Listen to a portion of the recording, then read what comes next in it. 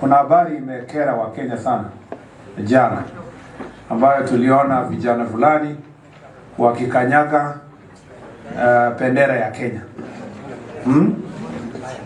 Unajua tumechukulia freedoms yetu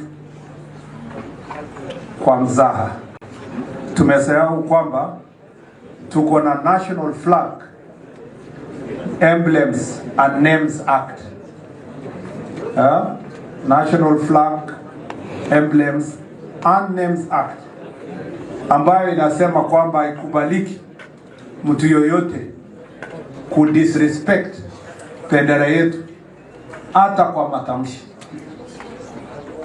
Na kama taifa hatuwezi kubali kwamba watu watumie ile uhuru ambayo tulipigania